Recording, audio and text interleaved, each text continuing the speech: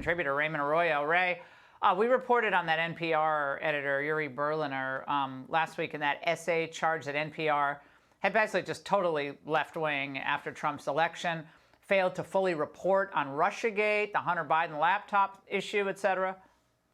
Yeah, well, and for his honesty, Laura, he was suspended for 5 days. And the new NPR chief who suspended him said his comments were disrespectful, hurtful, and demeaning, particularly Berliner's comments that NPR was more focused on diversity than quality journalism. Remember, NPR is government funded, and this is the new CEO, Catherine Maher, in action. Perhaps for our most tricky disagreements, seeking the truth and seeking to convince others of the truth might not be the right place to start. I'm certain that the truth exists for you and probably for the person sitting next to you. But this may not be the same truth. The number one challenge here that we see and is, of course, the First Amendment in the United States is a fairly robust protection of rights. Totally.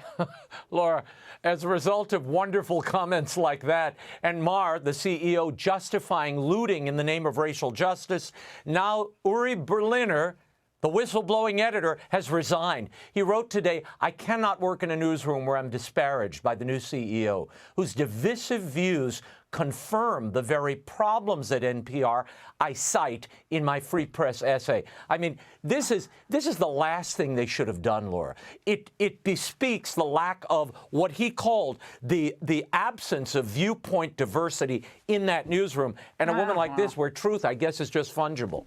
Well, first of all, Republicans should have pulled the government out of any involvement in NPR. No government support, none of it. Get rid of it. I mean, again, we've had Republican control of both the House and the Senate at times in the last 25 years. And this is no secret that this has been the case for a long time. Or at least reform it, Laura. If you're not going to defund it, reform it.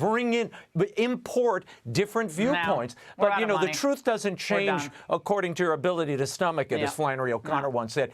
Laura, speaking of truth, while former President Trump held that impromptu rally you showed out in Harlem outside that bodega, President Biden headed to Scranton and today to Pittsburgh to tout his everyman intimate side with a touch of cognitive decline.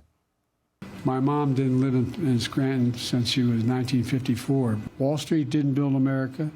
The middle class didn't build America. I'm Pittsburgh, and I really mean it. Let's have a Trump sign in the middle that says F. Biden, and having a little kid standing with his middle finger, 7 years old, 8 years old. You know, they have shower, toilet, and a sink, and I got a towel on me and shaving cream, and I hear bam, bam, bam at my door.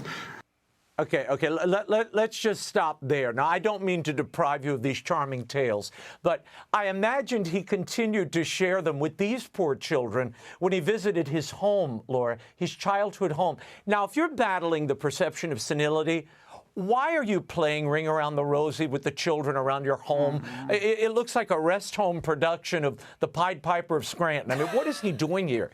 And he took no questions at all.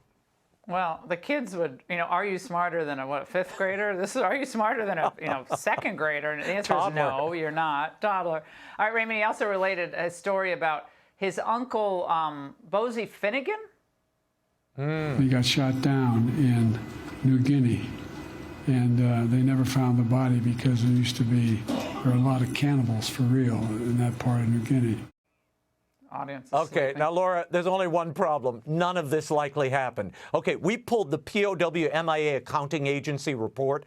The plane went down, but it's because the engines failed, not because it was shot down.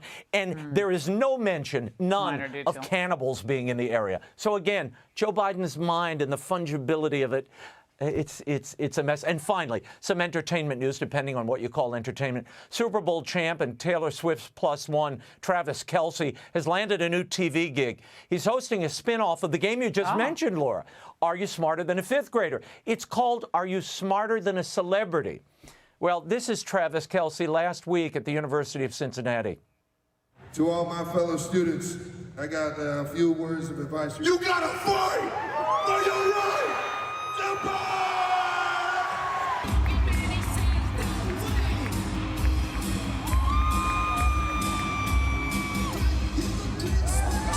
Well, there you have it, Laura. There's the answer. You are smarter than a celebrity, at least that one. I'll leave it there.